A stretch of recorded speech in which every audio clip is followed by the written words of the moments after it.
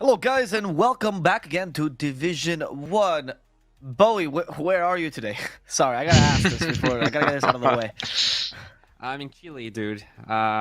It's pretty cool here. Lots of llamas and stuff. Having a lot of fun. Sure. Yeah, why Chile today? I mean, I actually tried to look for Peruvian scenery, but I don't think most people would get it. So I felt like maybe the llama alpaca stuff would relate to more people, and that's pretty much it. And you decided to tell me that you were in Chile to piss off all the people that are watching me that are Peruvian, right? That's why. Maybe. Yeah. Okay. All right. Well, Bowie, just so you know, in case you didn't know, Chile and Peru, it's like Argentina and Brazil. The rivalry is up there, dude. So you are putting yourself in a really dangerous spot. If you tweet at Mr. Travel Plus, I will give you Mr. Bowie's address. So if you want to go visit him and say hi and talk to him about this wonderful decision he made. Anyway, we have a wonderful two matchers today. It is Division 1 day back again, much like yesterday, but today with two matches. The first one being Balrogs versus Hokori, which, while might not be that interesting to many of you, it's very necessary for Hokori if they want to have that chance at the major, of course, or keep at least their chances alive. And then if Beast Coast manages, or if Infamous manages to beat Beast Coast, Hokori could still have a chance to go to that major, as you guys can see by the points over here. For Hokori, Balrogs is an obstacle in the way. For Balrogs, Hokori is the last saving grace they have, because if they do manage to win this match, they actually could still avoid relegation, as they would still have one last match at the end of the season, which means they could beat technically Infinity and Apple King of Kings. So not all hope is lost for Balrogs just yet. They could still force tiebreakers. We'll see if that's possible for them, though, as Hokori's been looking pretty strong recently, haven't they, Lilith? Yeah, I mean, I thought they were a pretty consistent team. They're just not up there, I would say. Or Thunder and Beast Coast. I think they're just not there yet, but I think they're a pretty good team. Pretty decent. Oh, Balrogs, what do you fighting for their lives. Well, what do you think of Balrogs right now, right? They've been playing with Tabo now as a stand-in. We got to watch one match with them. Did you like that? Did you like how they played with Tabo? Yeah, I thought they played a lot better. They obviously had some issues to end the games, right? It was very apparent that in both games they were ahead, and they just messed up at the end, like their positioning and some decision making, and they just got outmaneuvered, especially in the game against Lava. I think they were ahead in like every game, and I think did they win one game? I'm not entirely sure. I don't against Lava. So yeah, I think it was a 2-0, right? I think it was 12, yeah. Yeah, because they were ahead in both games, but they just lost, right? It just looked like, oh well. But is Tabo gonna be playing with them again? I think it's a different standard, right? I was gonna mention that. So King Tika has been kicked. Whoever. Yeah, maybe I'll do better this time. Yeah. Let me investigate who this is. But yeah, right, I thought you guys were doing a joke here. That's his actual name. His name. All right.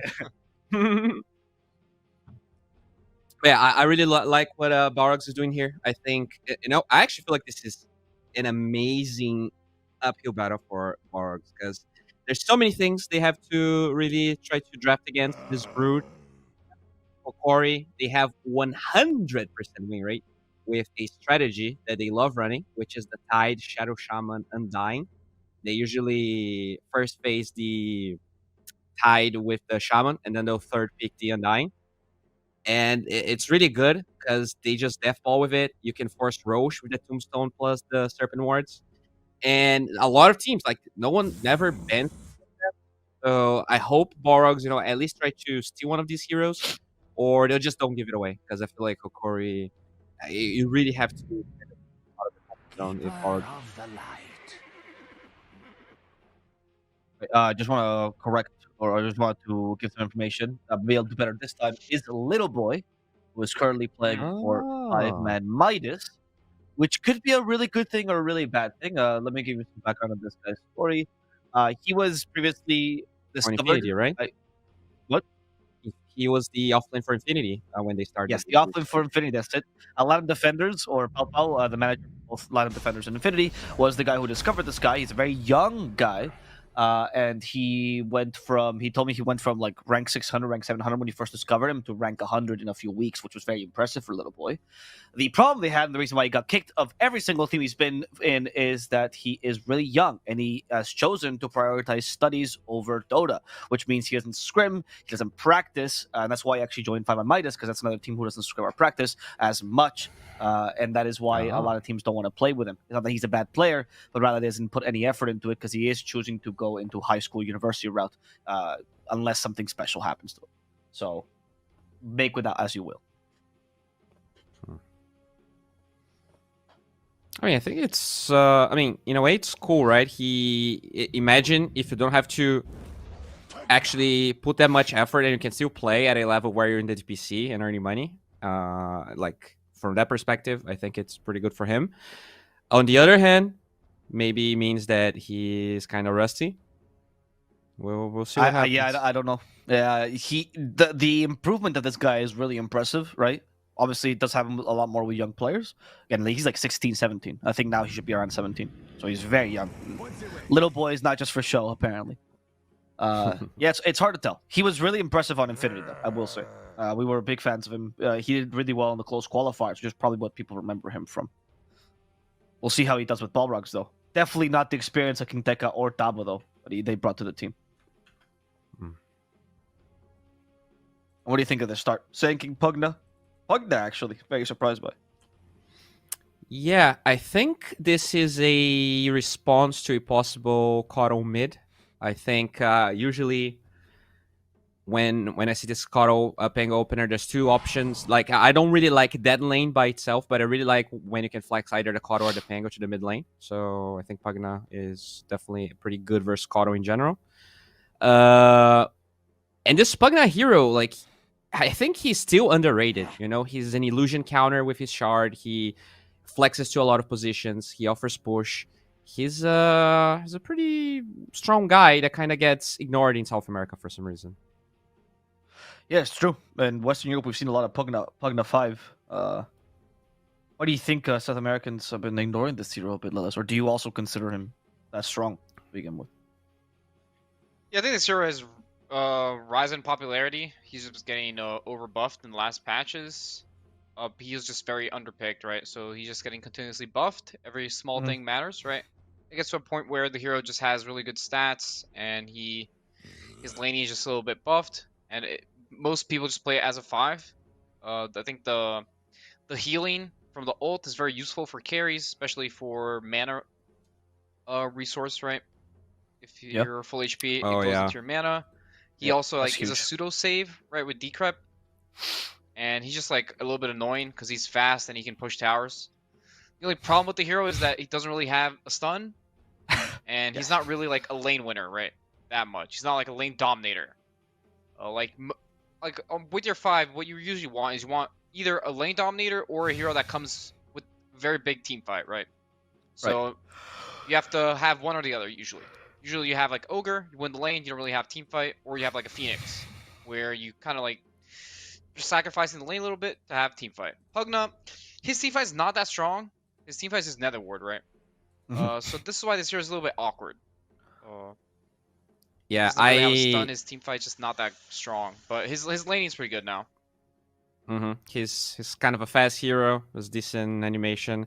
Like I have this, I feel like the ward now that he's played as a 5 much more than as a core. His ward is really strong, having the 25% damage reduction. You're against Kotl Pango already, so the amount of damage those heroes are gonna do is significantly reduced if he can actually get a good placing on the Nether Ward. That's probably gonna be his biggest contribution. As long as he can find good spots, gets that Aether Lens, can place it in a spot where it's really hard to be removed. But that by itself is so huge. And even I think the shard increases the cast range on the ward by quite a bit too. So it's I think this hero is underrated, especially when you see this Kotl Pango opener. Usually, I think if you just first phase it, pretty trash, but I like it as a response to what they have. Well, the Pango, though, does put the hero in a bit of a difficult position, though, doesn't it, Bowie? Why? Well, because the Pango completely counters the Pug. Makes his life impossible. No, I don't think so. I think as a 5, as long as you drop the Nether Ward in the fight, that's like a huge contribution. I think... okay. All right. Yeah, I think That's all you have to do as a 5. That's all. You drop another ward, and you're pretty happy with that. Yeah, like that's a tomb. Like that's I would say, maybe saying that it's just as impactful as a tombstone might be a little bit too much, but I feel like that is like super strong, and it can also be much further away now because of the shard, right? Usually Sure. it would have to be at like 900 range. Now you can be at, I don't know, 1800, depending on how you position yourself. You also dissuade the Phantom Lancer pick, just because as long as you're channeling the on the ward, you just pretty much kill all of the illusions. Mhm. I think it's decent. Fair enough. They pick up a bait now for Hokori. So they.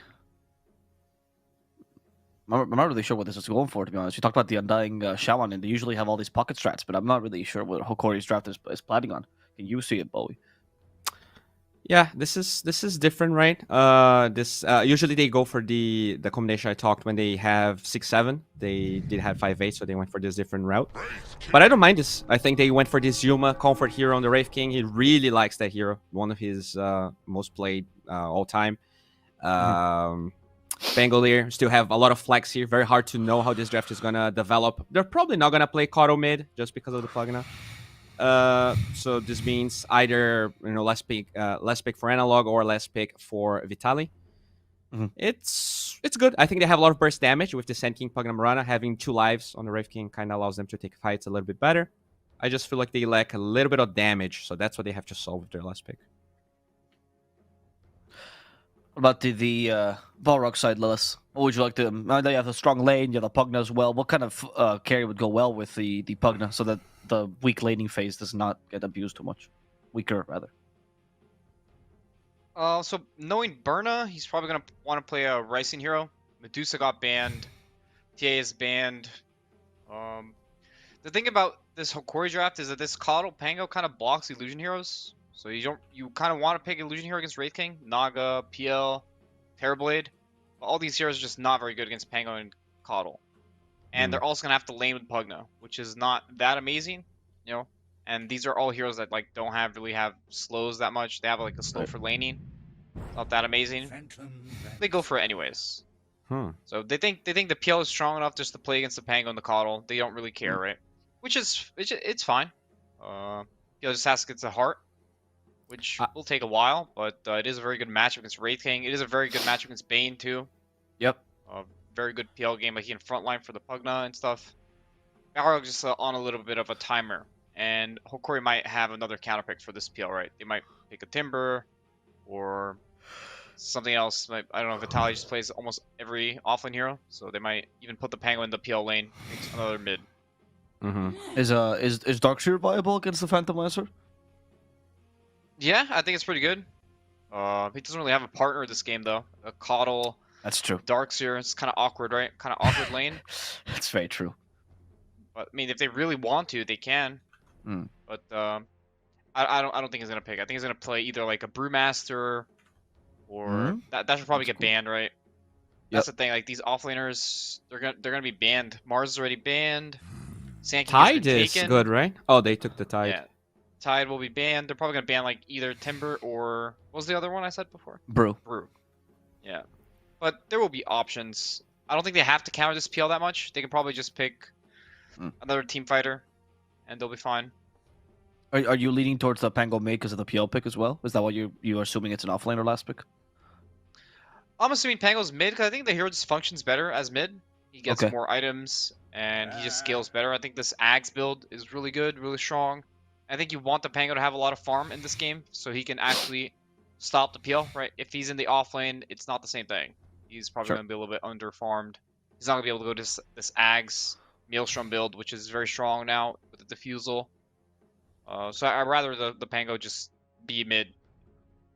And they're banning the matchups for it, right? The Quap is a lane dominant against Pango. Storm is also very good against Pango. It's free farms. So at least they got rid of 2 annoying matchups for Pango. And the Pango has the Coddle buff, right? So he's going to be a monster in this game. He's going to like double swash all the time. Yep. Also, Bowie, that means analog mid Pango, which I know is one of his favorite heroes, right? Yeah, definitely likes that guy. Yeah, I'm a big fan. I think whatever it is they pick for Hokori should bring this extra layer of counter to the Phantom Lancer, and also be able to abuse the stacks that Koto is usually able to make. They actually take the Underlord. Could be Yeah. Yeah, I mean, that's good against PL, so I guess the Brew's still available. Would you be okay with that pick, Bowie?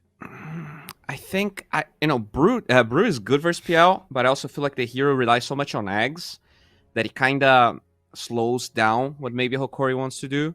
I wouldn't mind if they go for it, but I imagine their draft being a little bit more, maybe a little faster, which Brew doesn't necessarily do. And they also have a fair amount of burst damage with the Sand King, Mirana, Pugna. I feel like there's like potential for the Brew to be exploded at the beginning of the fight. It's tough though. I think it might be their best option. There's definitely not a lot of like good heroes versus PL that also do what they want to do. Maybe it has to be Brew. Brew is also very good against Pugna. And Yes. Hero has a really hard time against Brew. Mirana also doesn't really do anything to Brew. And near the Sand King, I feel like, I mean, they have the burst, right? But this guy's a Brewmaster play. I would be surprised if he doesn't pick Brew here.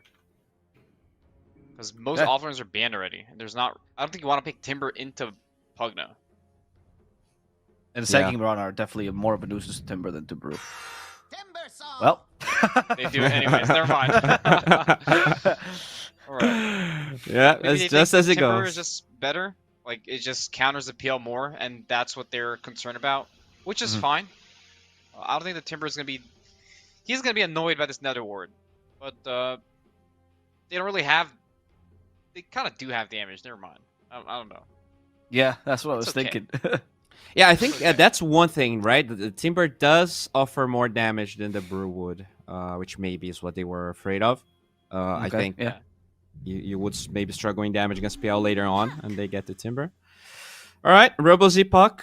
I like the Balrog's draft. I feel like if this game goes late, this Phantom Lancer, sure, Timbersaw is good versus PL, but I can see this Bane and this Cotto just being dove. I think they have like the Sand King plus PL plus Puck. They have enough control so that the PL can find the backlines, so he can cause a lot of wreck. Even if Yuma is farmed, this might be one of those games that are hard to carry. But Hokori is the better team. What am I kidding? They're gonna destroy this game in 25 minutes. Oh my God, Bowie. Yeah. What is that? Percentages? 90-10? Are you back to those? I think this is in 80-20. Okay, that's really rough. Lillis, do you have any belief in Balrog's draft? Not really. Or more I'm than going to go with Hokori. I think they're just a better team. I also think they have like good answers for PL. I don't think this PL is going to have a free game or anything. Sure. I think one of the big things also is this Coddle is going to replenish these heroes' mana, so the mana burn is not going to even be that impactful, honestly. So I think this PL is going to have a hard time to actually like finish the game. It's going to need like 4 items or something. And by that time, I'm not sure if they're going to be in the game anymore. Okay, well, the panel brutally decided to murder Balrogs in this draft. Will they be correct? Will Hokori win game number 1? We're going to have to see as we go over to our casters. And, I've always been a big fan of Gareth, which is why I fired Lacoste and took his place. And now I'm casting with him. So let's go to have a plus in Gareth. Woo! Man, your opportunity for your casters are Gary B and me. Here we go. Yes, Alvo joining me. Oh, I ruined that. I didn't see that. I'm so sorry, Gareth. Oh, you could have had doing, it. Man? Yeah, doing pretty well. And like the last thing Lilith said on this panel, that's my feeling of PL in general. Whenever I see a Phantom Lancer in a game, I'm thinking he doesn't apply pressure early. He's always kind of slow. Feels like he's an item behind at every stage of the game. I don't know. I just have this gut feeling that Phantom Lancer doesn't feel good. Especially in this match when you're going to be chased around by a Timbersaw, Wraith King who comes online pretty early on as well. I'm going Hokori, if that wasn't clear already. Oh yeah, now that I'm analyst, I get to say this as well. Yeah, I agree with you completely. I also find that the Puck Pango matchup got considerably worse for Puck with the Ags change, right? Because now, as soon as you get the shard, now that you get it 15 minutes in, that Dream Coil does not stop Pango at all, right? So it feels like a very weak matchup for the Puck. It's not as good as a Storm or what was the other band they got? The Queen of Pain, right? Yeah. Yeah. So I am also going Hokori. The Timbersaw did make me doubt a little bit, though. I did like the Brew a little bit more, but I could see the point of needing more damage that Bowie made. And it makes me think that Yuma is not going to go for any items against the PL. Just traditional armlet as later on Wraith King. Yeah, I think so. You just get way more tempo that way. Like, you could consider going that kind of older Radiance build against the PL. I just don't know if it's necessary. And the fear we had about this Timbersaw that you guys on the panel had, they're going to try and go... arrow misses. Just gather up the runes. Shouldn't really get bogged down in a proper fight there. But yeah, like, Timbersaw maybe is a little afraid of Pugna, but it's a 5 Pugna, right? So he's not going to have the levels. He's not going to have the scaling to really do a lot of that magic damage that the Timbersaw would be afraid of. And he's laning with a Kotl. So you're also going to be able to potentially get these lane pulls, move the equilibrium of that lane away from PL, away from the tower, and give that Timber his fast level 3, level 4, which is where he starts to excel in a 1v2 matchup. Give Kotl a bit of breathing room to stack as well. Yep. Pugna is okay, especially in the early levels. I think Let's touched on this in another panel where his stats are really good, right? Good base armor, really good int gain, one of the fastest heroes, as fast as Kotl, which is impressive. But at the same time, once the Timbersaw gets enough levels, the whole point is just to leave the Timbersaw alone, and he'll take over. Look at this sexy Yogi being a nuisance. Yeah, just blasting away at both of them. Yeah. Do they have magic sticks on... Only the Kotl, okay, so no magic stick on Vitaly yet. And also a dead courier, which Vitaly now regrets. I was bringing his tangos there over. Yeah, it's surprising we still see that kind of thing, right? Like, you're walking to block the camp, your courier's coming with tangos, and you don't micro it to run away from the Pugna who's been sat there for a good 20 seconds. A little bit unfortunate for them. When the change got introduced, remember how we always used to joke, like, oh, cores don't care about couriers? But it's been 2 years and they still don't, I know, whenever I talk to Trent about it, like, that's one of his biggest bugbears of professional Dota 2 right now, is courier microing, and just core players in particular, flying it over observer wards, giving away potential smoke movements, just allowing it to die in lane. Yeah, it's one of those little things that still needs a bit more finesse than what we've been seeing. Yeah, because we talk about pro play being all about like the small movement and, oh, look, they did this small thing to get the utmost efficiency. But also, I'm going to give free 50 gold to every single member of the enemy team, and who cares, whatever, my courier can die. Free money. It is very against the philosophy there. Oh, well. It'll respawn now. He'll bring out his... Oh, has he got stick, bracer? Yeah, we'll get plenty of stuff brought out to him. And so far, that Timbersaw, 9-0. They've put a bit of pressure on that Phantom Lancer, but... they've not been able to get any real good pulls or stacks in that triangle yet. Theo actually taking a lot of damage from this Pugna. I'm kind of concerned that Berna is committing so much to hitting the Timbersaw. Like, he's missed a fair amount of last hits when the Timbersaw is weakest, right? And fair enough, right? He just wants to help the Pugna a little bit, but I think Vitaly will recover eventually. And you're going to have a really tough lane afterwards for the PL. Before Diffusal, this hero does nothing to Timbersaw, right? And he just takes over the lane, he kicks you out. Kotl is free to rotate or do whatever he wants to do, honestly. Maybe a courier for Theo? Or is he going to die for it? Pops the stick out. Sexy Yogi's coming around as well. Theo's pretty quick, but that lance will slow him down enough for the Phantom Rush to come in and get first blood for Berna. Yes. I don't know if that's worth your life. I don't think so, right? Why did he die for the courier there? He wanted revenge, right? Like, Sexy Yogi's killed one of ours, I'm going to kill one of theirs. Did you see the Knoxville stat, sorry, that this SA is one of the regions that kills the most couriers, actually? Yeah, we were talking about it, and I had in my head that maybe next time would be up there in the Hall of Fame of courier killing. But no, there's people like Z-Freak who are playing a fair amount of games, but like sniping a courier per game, 2 couriers per game kind of thing. And South America is like overall average, very, very good at it. I think it's because we play so much Marauder in this region. Well, I guess it's also how you look at it, right? Is it players being good in killing couriers, or is it players, not focusing and just allowing the courier to die like Vitaly did?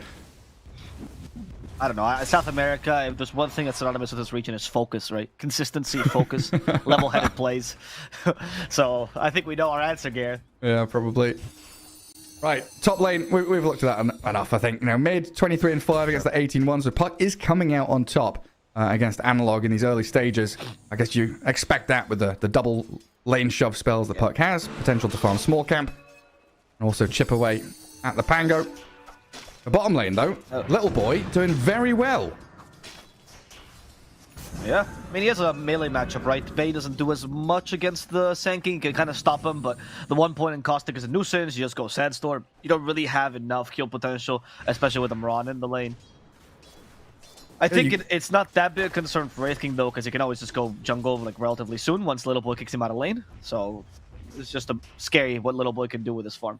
Yeah, I guess Wraith King, one of the better heroes to last it under tower and also deal with that sustained battle, right? You lifesteal, you basically one-hit creeps when you've got that crit up.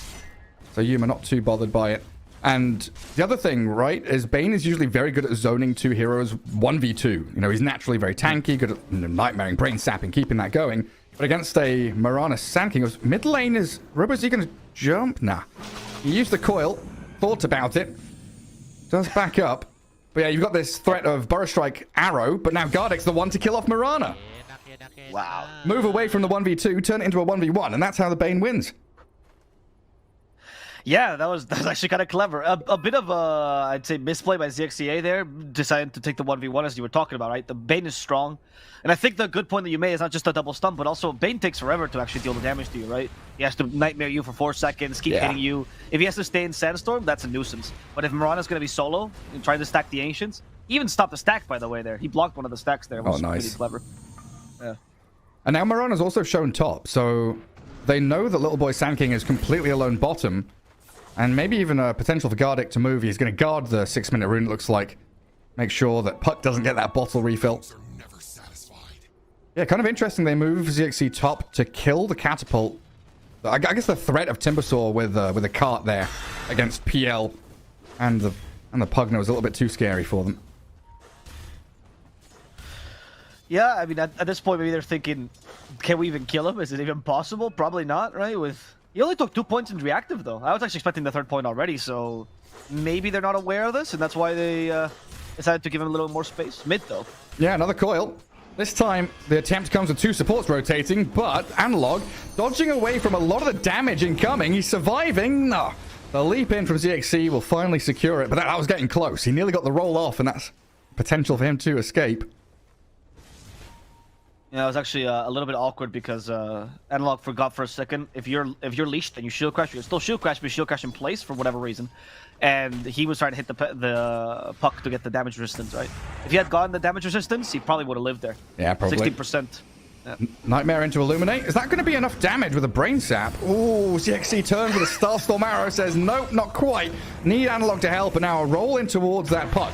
Fairy Fire, 5 Wand, and an Orb, so likely going to be able to escape to the high ground, unless Analog can cut him off at the pass. Gets in on top of the puck. Really nicely done by Analog. That was wonderful. Yeah.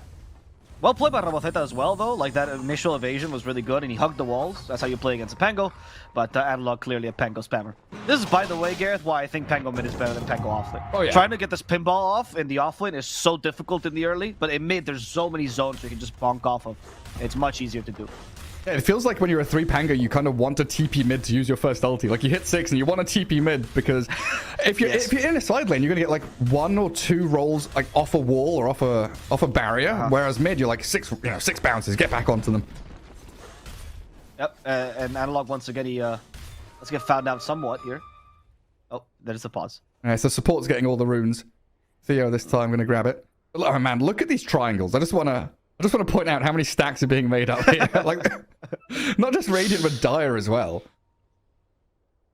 Yeah, they even... I love Gardeck's warding game, though, because he not only tried to block the enemy camps, he blocked the camp that is not the Ancients, right? So, less common to unblock this camp. So, you take one of the stacks off, right?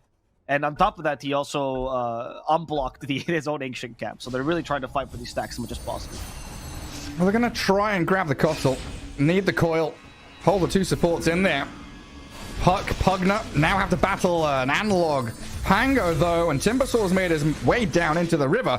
Oh, that Puck very low, but Little Boy with the epicenter channeled and the 2-man Burrow Strike. Big damage onto the Pango there. Analog needs to get the hell out of here. Vitali chains away, but a double kill and make it a 3rd kill for the Balrogs. Destroy them and potentially going to steal out the stacks.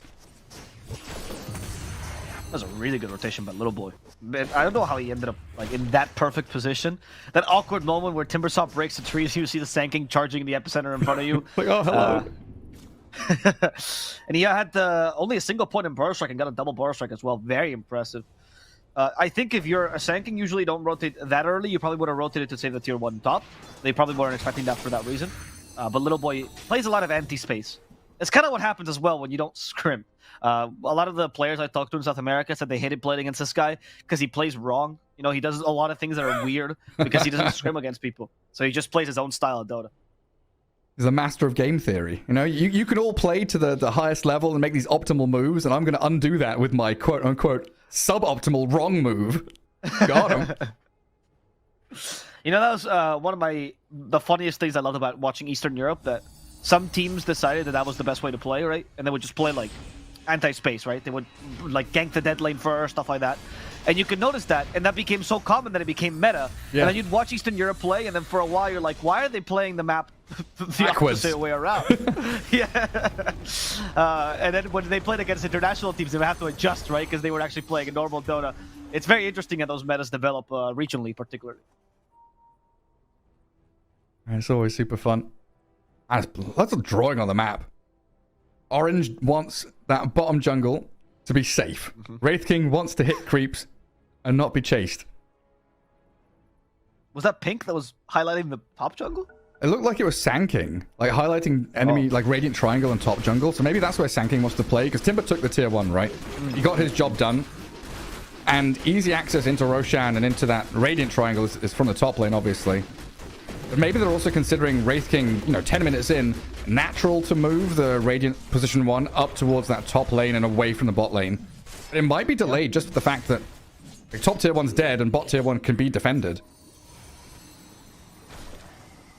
And Dire are placing observer wards everywhere on this left side of the map as well. Yeah, they want Little Boy. They have a really good observer ward here, though, behind the camp, which is catching all the Pango rotations. Very clever, actually.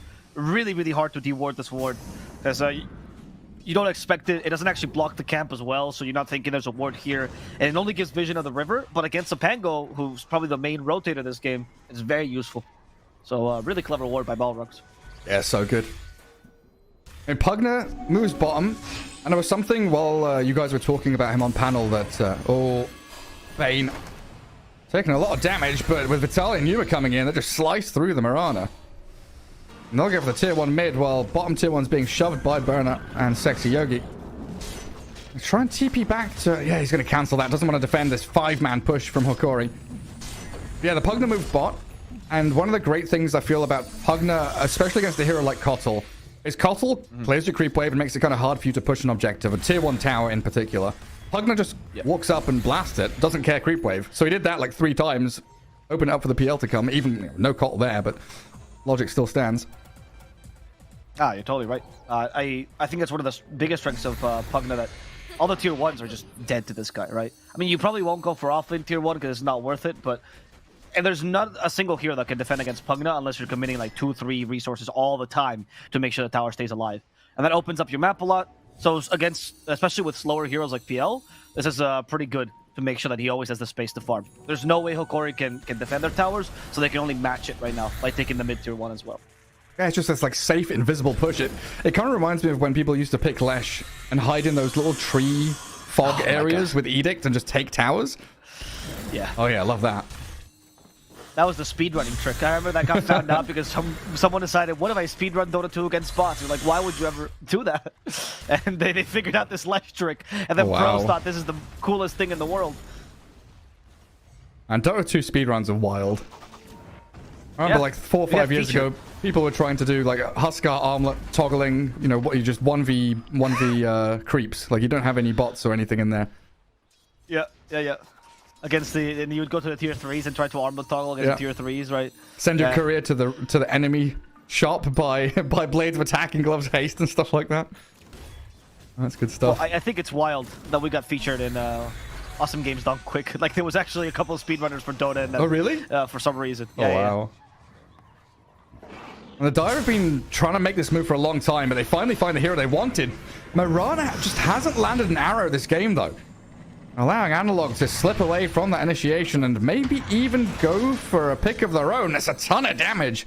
Analog not quite getting the takedown on the Mirana, and Dire, they're sticking around.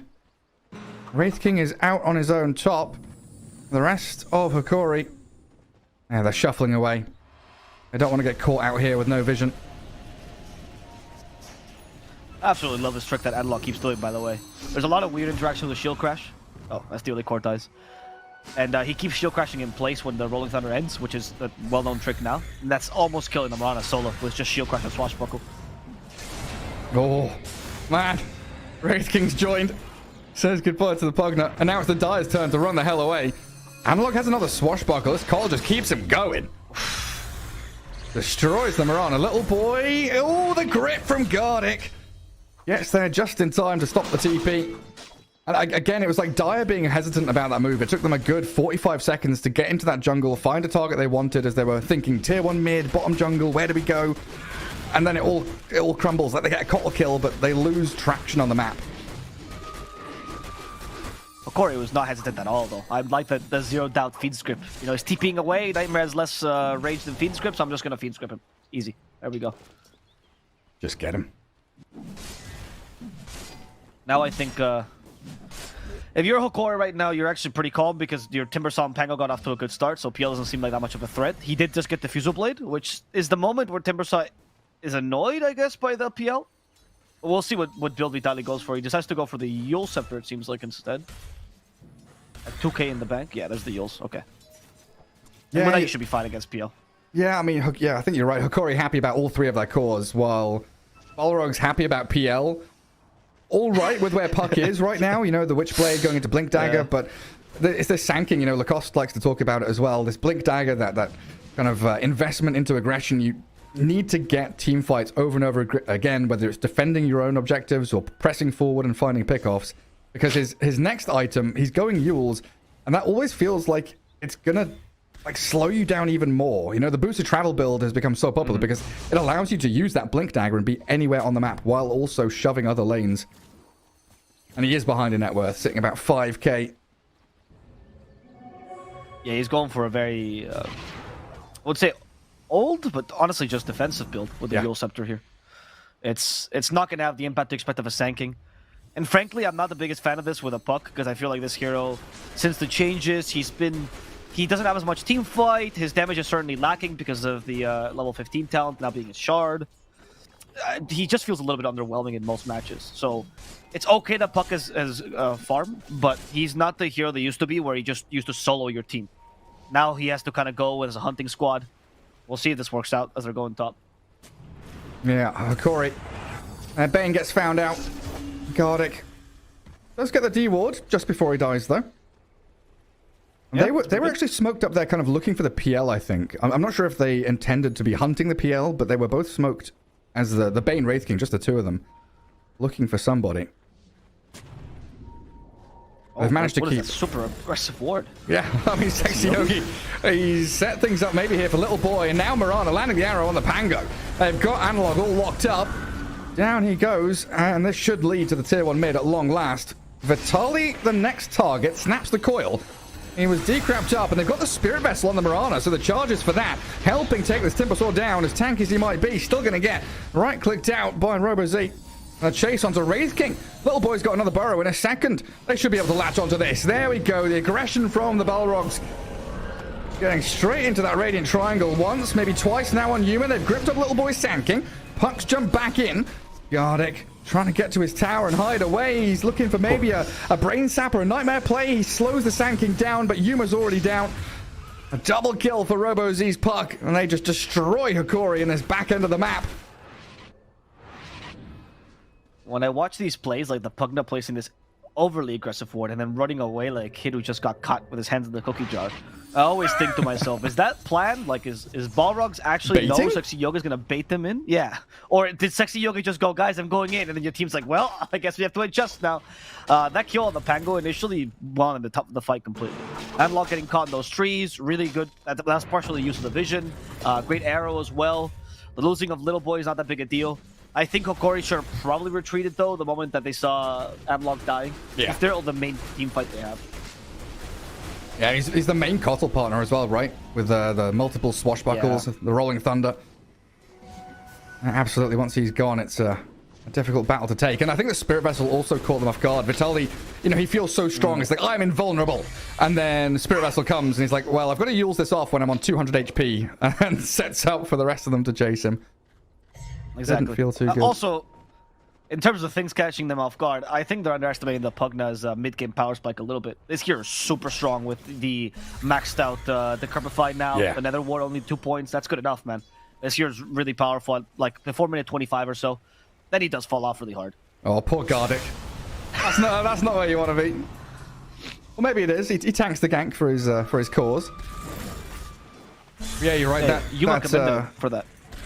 That Timbersaw was coiled, decrapped, and then he chained and basically just like lost half his HP to snapping the coil. I think that's why he maxed Decrep, actually, because it's not a usual build. We've seen Puppey maxing Nether Ward. We see most other Pugnas, like Insania, for example, they maxed Nether Blast. Maxing Decrep is the first time I see it. Yeah, it feels like it makes a lot of sense when you've got Arrow, Starstorm, Burrow Strike. You've got ways to jump on people. It makes the puck look good. That's what I was going to say. It makes the puck feel like a hero again. Because this is equivalent. Oh, wow. He just asked, can we take the cameras off? It gives us packet loss and lag. Interesting.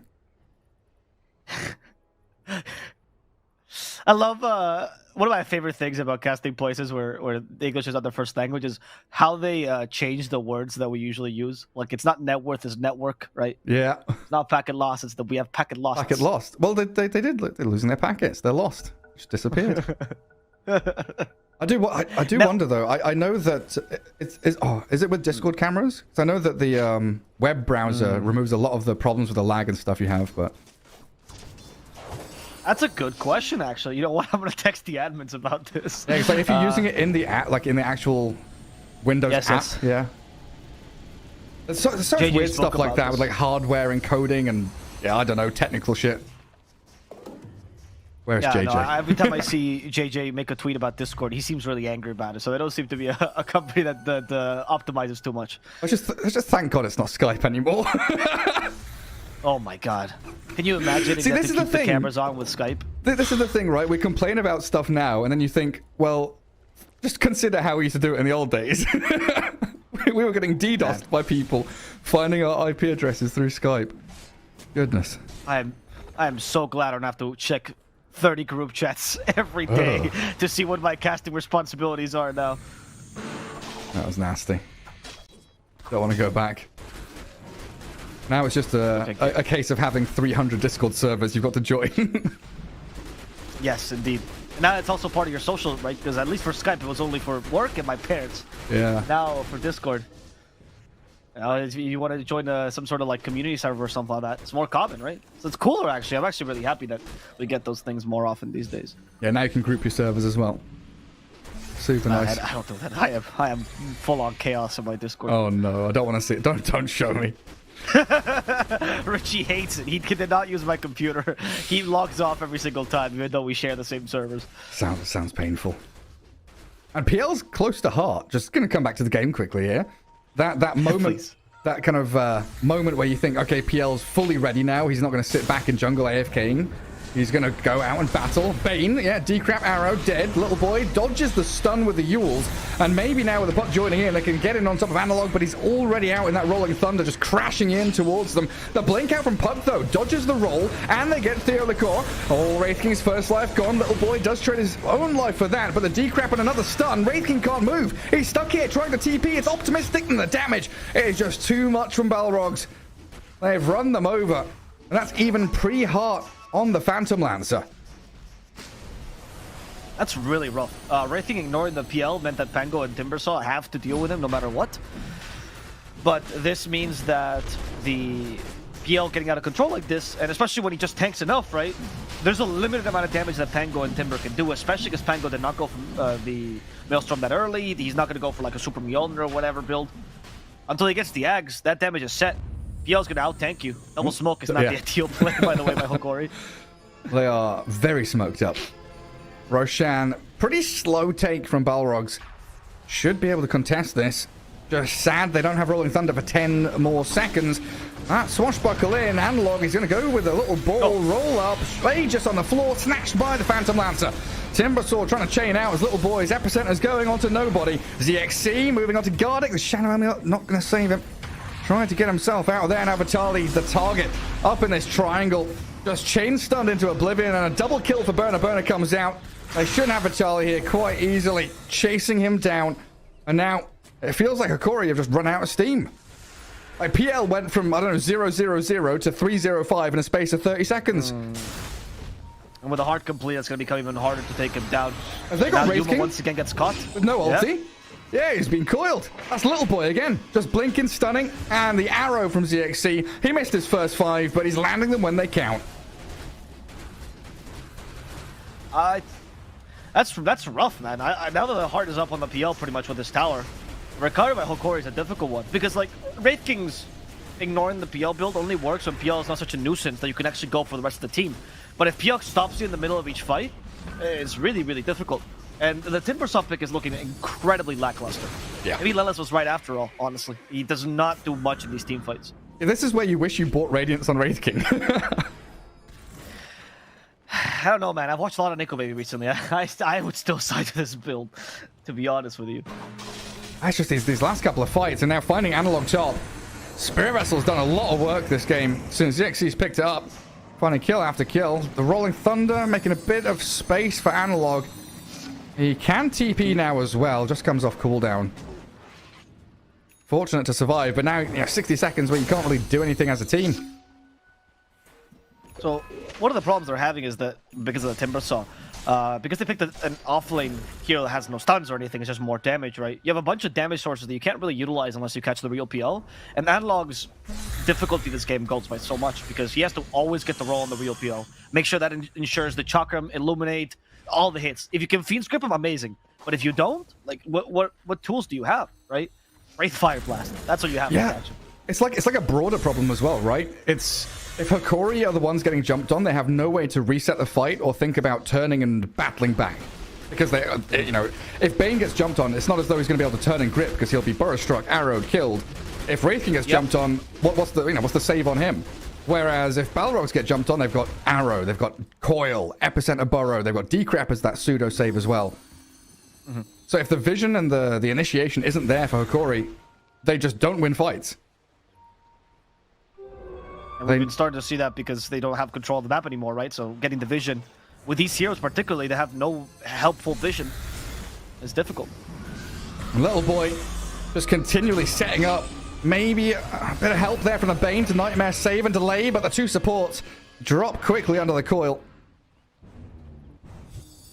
Yeah, you have a bit of space for the Wraith King and the Pango to build up towards Aghanims on Pango. Wraith King wants his BKB. But now the map gets incredibly small. Attempt there from... managed to get away. Yeah, ZXC just incorrectly guessing which way he'd gone.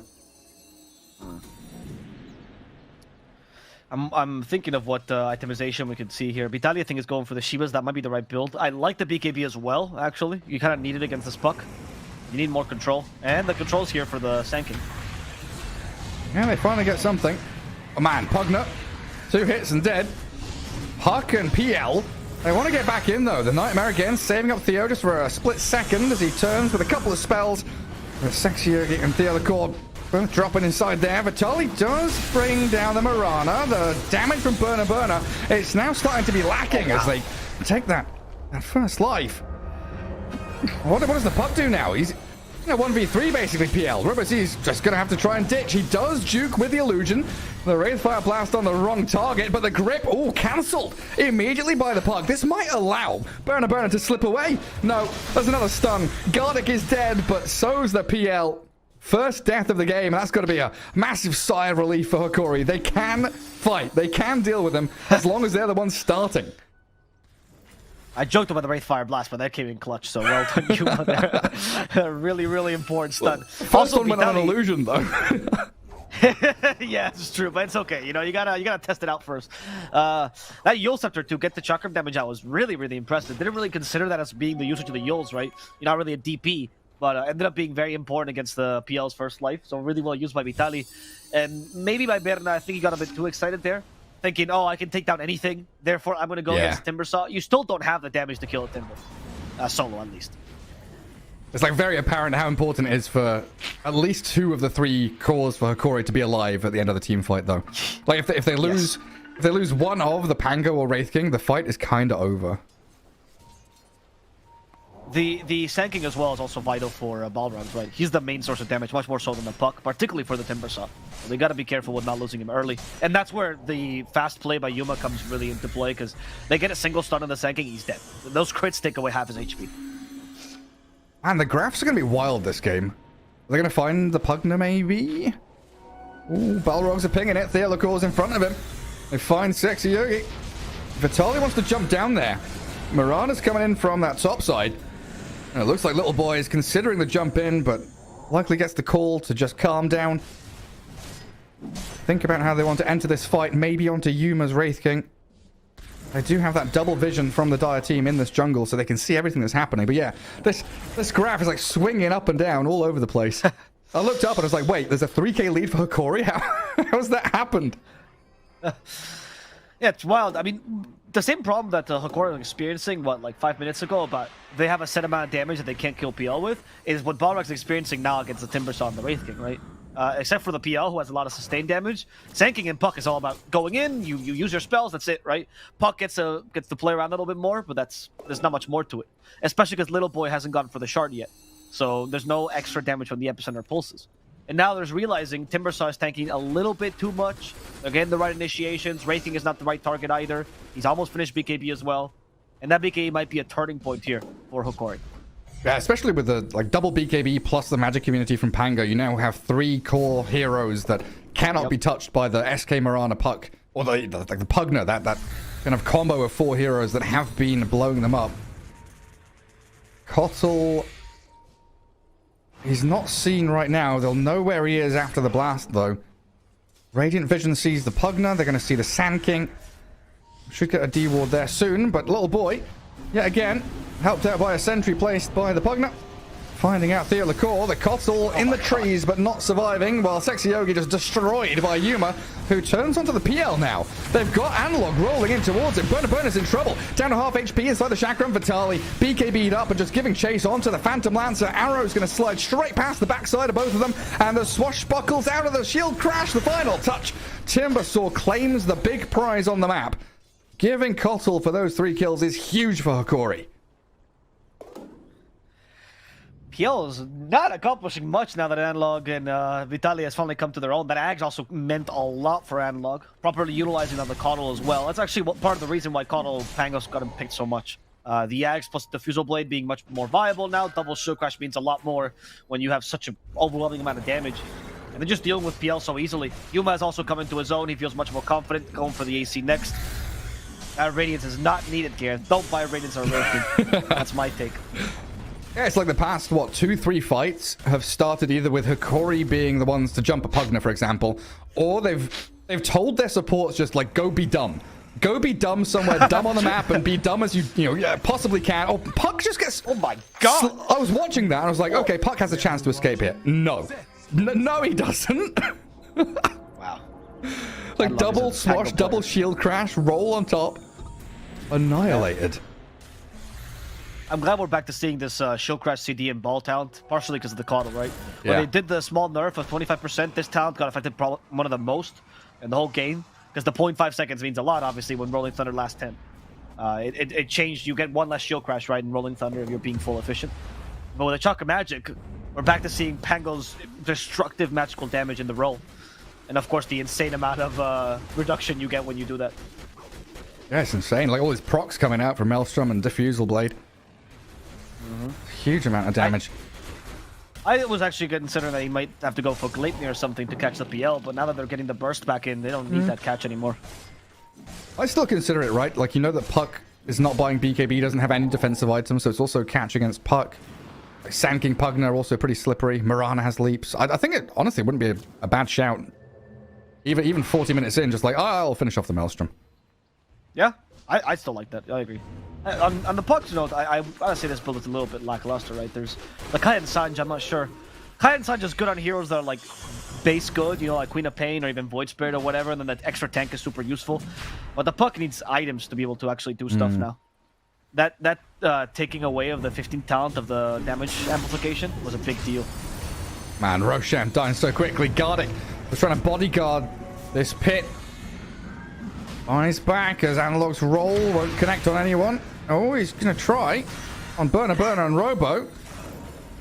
Even though they were hiding under invis of that Moonlight Shadow. But back into Roche.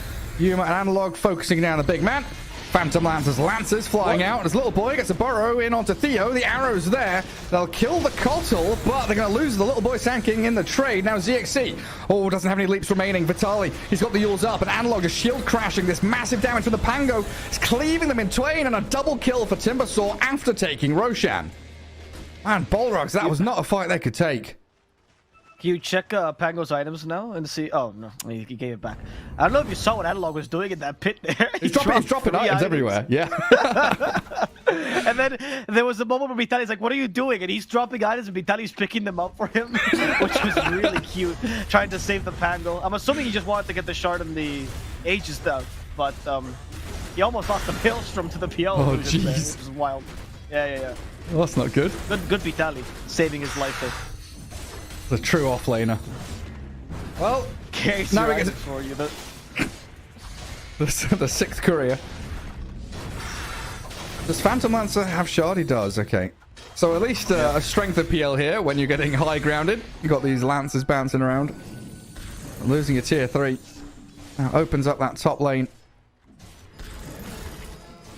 I honestly thought the PL with Heart would be much more unkillable, but he really had no trouble dealing with it at all. That's why the shard feels a bit lackluster, right? The shard's great when you're either dominating on PL or when you have so much HP that each illusion takes forever to kill, right? And the issue with this is that area damage, the usual way you deal with PL, not that great at dealing with constant spam of illusions because there's not that much damage in general. It's just about the area. But yeah, I'm kind of oh, sorry, go on. Go ahead. You. Please. I'm so sorry. I was gonna say that's why the shard is feeling pretty bad here for Berna. It feels like it has no impact. It feels like you can't really spam illusions. The Manta style is in the same position, and you're kind of in a situation where Berna is not really dealing enough damage solo, but he's also not tanky enough to be the nuisance that PL usually is, and he's not committing either or the spectrum. Yeah, and now Wraith King's got 25% cleave. He just doesn't care. There's like maybe if you had Butterfly Scardy on this PL instead of the Basher into Silver Edge he's got queued up, you could make an argument he's going to be a big threat. But I just don't know. I don't know about this continuation of the build. And Dire trying to set up for something down bottom around that outpost. But Hokori, they are all gathered together, holding hands as they migrate up to that top lane, which of course they've already taken that tier 3. Very simply breaking the buildings.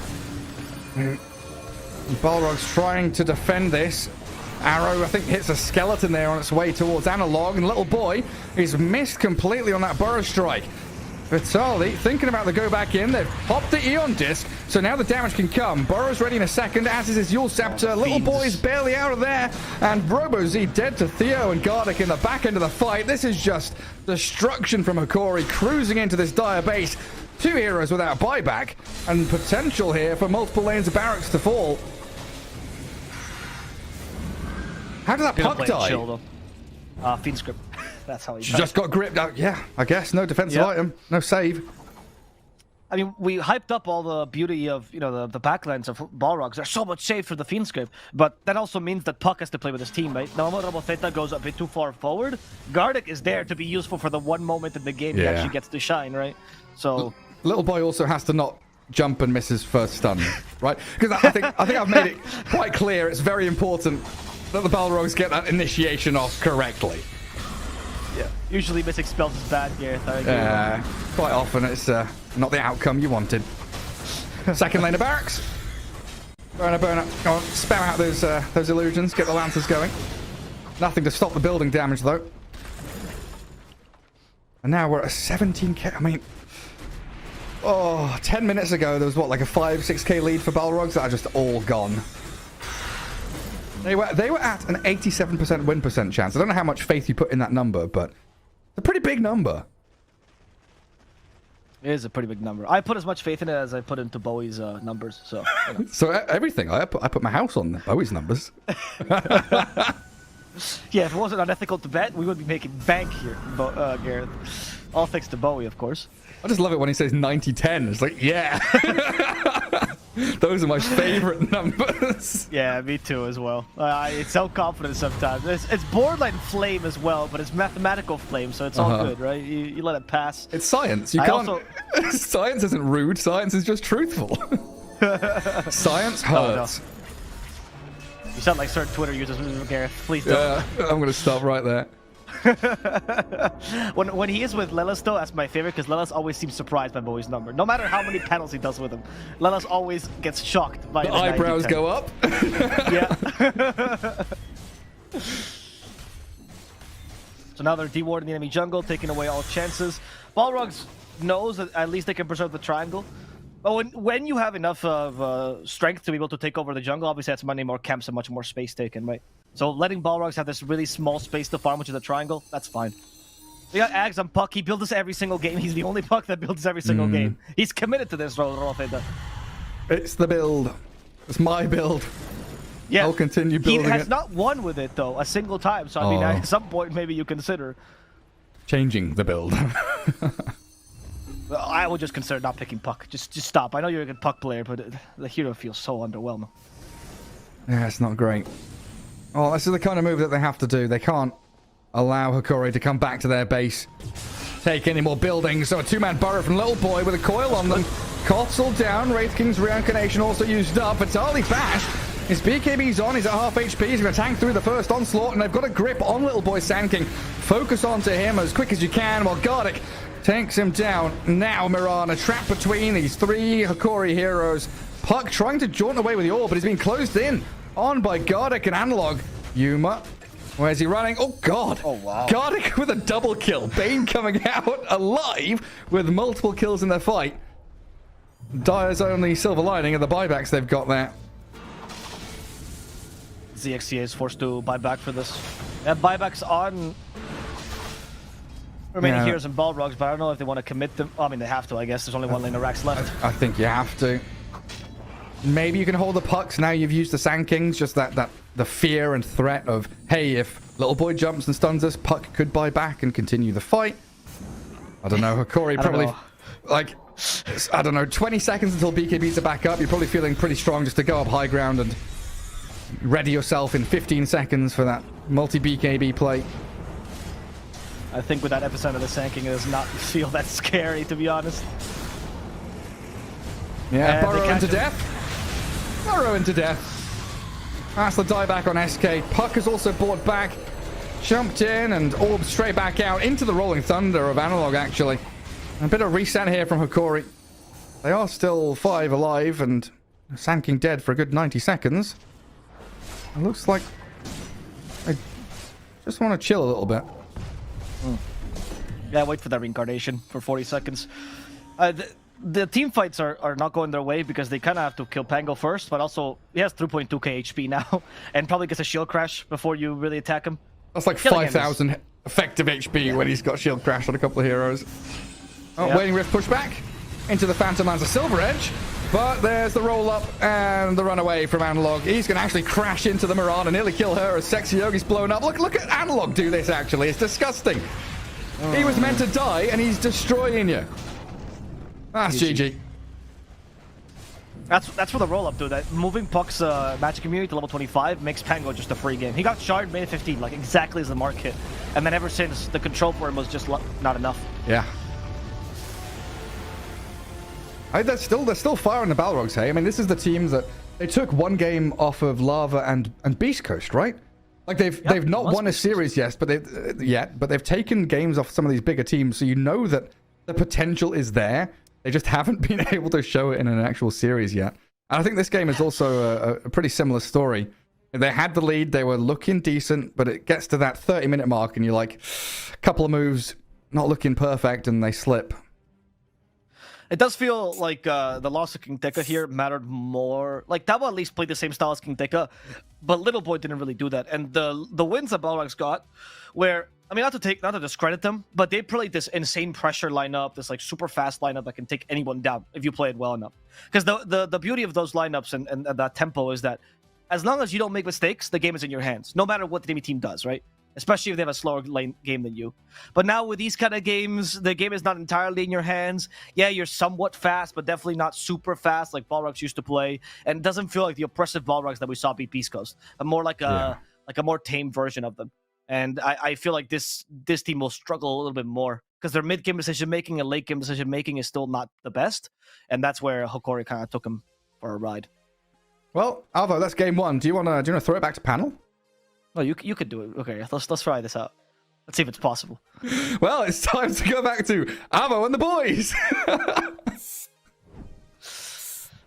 Thank you so much, Gareth. What a great throw there as we're here back on the panel. Hokori wins game number 1. The panel was very convinced about that. No jinxing this time. Bowie, your percentages, once again, you're the true oracle of this panel. How do you feel about that?